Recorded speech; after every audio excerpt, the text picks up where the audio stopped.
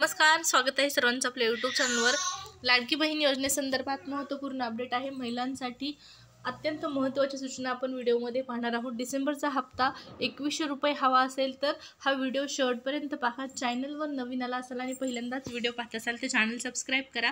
लाडकी बहीण योजनेच्या सर्व latest update तुम्हाला चॅनलवर आपल्या पाहण्यास मिळतील। योजनेमध्ये खूप मोठे बदल होत आहेत आणि या योजनेसंदर्भात आता इथून पुढे मोठे निर्णय देखील घेतले जाणार आहेत, कारण ही योजना 5 वर्ष सुरू असणार आहे। पुढचे 5 वर्ष महिलांना 2100 रुपये दर महिन्याला खात्यामध्ये सरकारकडून ट्रान्सफर करण्यात येणार आहे। तुम्हाला दर महिन्याला हे पैसे हवे असतील तर त्यासाठी पूर्ण हा व्हिडिओ शेवटपर्यंत पाहायचा आहे आणि चॅनलवर जर प्रथम आला असाल, पहिल्यांदाच पाहत असाल आपला व्हिडिओ तर नक्की सबस्क्राईब करा। सुरुवात करूया लाडकी बहीण योजनेच्या महत्त्वपूर्ण अपडेटला।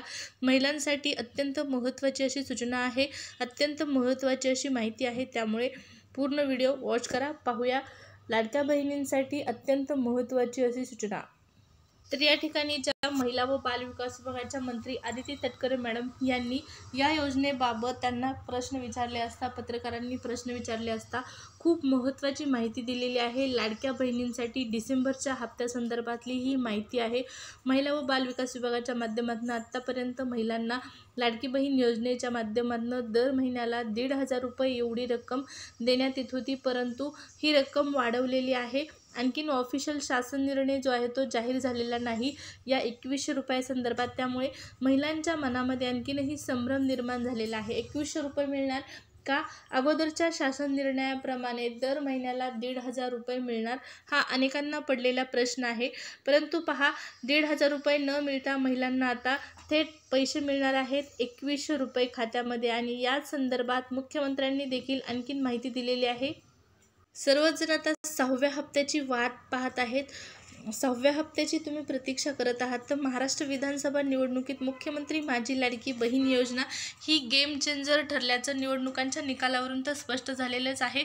जुलै 2024 मध्ये अर्थमंत्री तथा उपमुख्यमंत्री अजितदादा पवार यांनी विधानसभेच्या पावसाळी अधिवेशनामध्ये लाडकी बहीण ही योजना जी आहे ती सादर केली आणि ही योजना तातडीने लागू देखील करण्यात आली।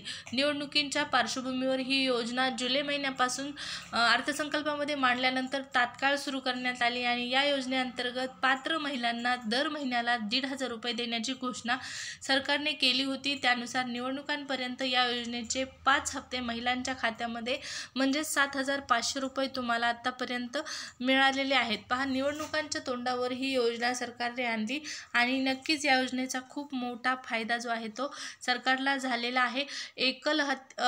या ठिकाणी जे सरकार आहे महिलांच्या मताने एका प्रकारे महाविजय जो आहे तो महायुती सरकारचा झालेला आहे आणि राज्यात पुन्हा एकदा मुख्यमंत्री महायुती सरकारचाच होत आहे। महाविकास आघाडीने महालक्ष्मी योजनांचं आमिष दाखवलं होतं, पण महिला यावेळेस त्या आमिषाला बळी पडलेल्या नाहीत। त्यांनी या ठिकाणी लाडक्या बहिणी योजनेलाच पसंती दिलेली आहे, शिंदे सरकारलाच पसंती दिलेली आहे।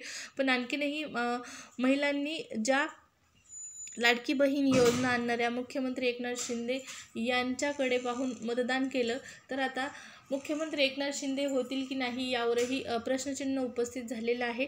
कारण आता जास्त जे मतं आहेत किंवा जास्त जागा ज्या आहेत त्या भाजपच्या आलेल्या आहेत, त्यामुळे नक्कीच आता भाजपचा मुख्यमंत्री होणार हे निश्चित झालेलं आहे। पण यामध्येही 3 फॉर्म्युले ठरलेले आहेत किंवा ठरत आहेत त्यावर, म्हणजे 3 सरकार म्हणजे 3 पक्ष एकत्र असल्यामुळे सरकारमध्ये महायुतीमध्ये 3 पक्ष एकत्र असल्यामुळे 5 वर्षाकरता तिन्ही पक्षांना मुख्यमंत्रीपदाची संधी मिळू शकते। हा एक फॉर्म्युला असणार आहे। त्यामध्ये 2 वर्ष म्हणजे 2 वर्ष भाजपला, 2 वर्ष शिवसेनेला आणि 1 वर्ष जे आहे ते राष्ट्रवादीला मुख्यमंत्रीपद मिळू शकतं।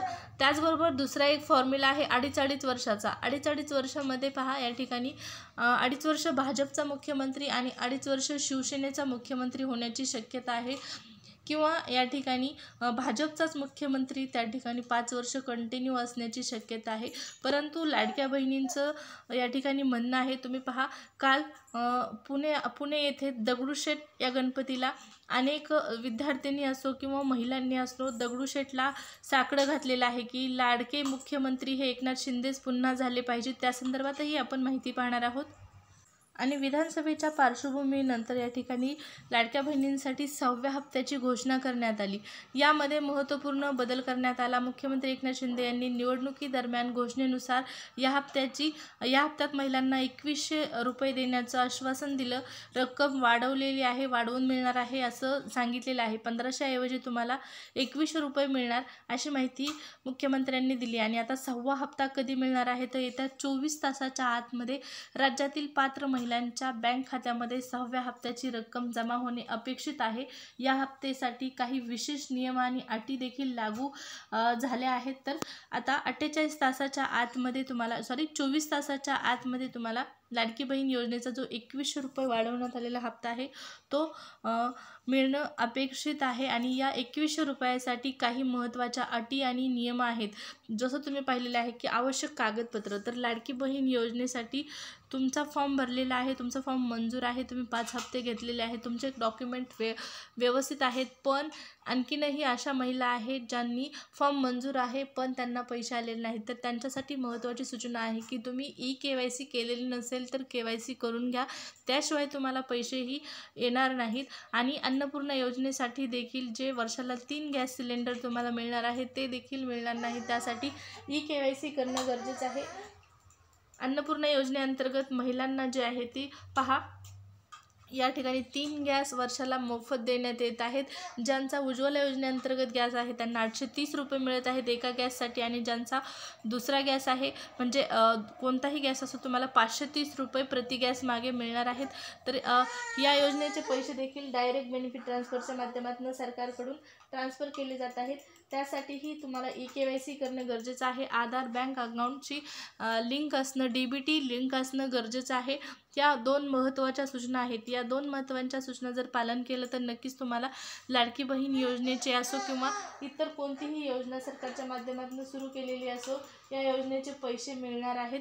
DBTने ट्रान्सफर करण्यात असल्यामुळे सरकार हे पैसे येण्यासाठी KYC त्याचबरोबर आधार DBT लिंक असणं गरजेचं आहे। आणि आता सर्व महिलांना पैसे मिळणार नाहीत, तर ज्या महिला योजनेसाठी पात्र असणार आहेत, 2.5 लाखाचं उत्पन्न असणार आहे, अशाच महिलांचे फॉर्म इथून पुढे त्या ठिकाणी तुम्हाला लाडकी बहीणसाठी पात्र ठरणार आहेत। ऑप्शन देखील आलेले आहेत। तुम्ही या अगोदरच्या व्हिडिओमध्ये देखील आपण माहिती पाहिली असेल की ऑफिशियल पोर्टलवर बदल झालेला आहे। लाडकी बहीण योजनेच्या 2100च्या हप्त्यासंदर्भात मोठा नियम लागू झालेला आहे।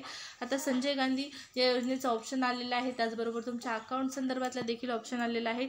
तर तुम्हाला जर तुम्ही इतर योजनांचा लाभ घेत असाल, 2.5 लाखाच्या वरचं उत्पन्न असेल तर लाडकी बहीणच्या इथून पुढे पैसे मिळणार नाहीत। या अगोदर मिळाले असतील पण आता मिळणार नाहीत। फॉर्मची पुन्हा रीचेकिंग सरकारच्या माध्यमातून केली जात आहे।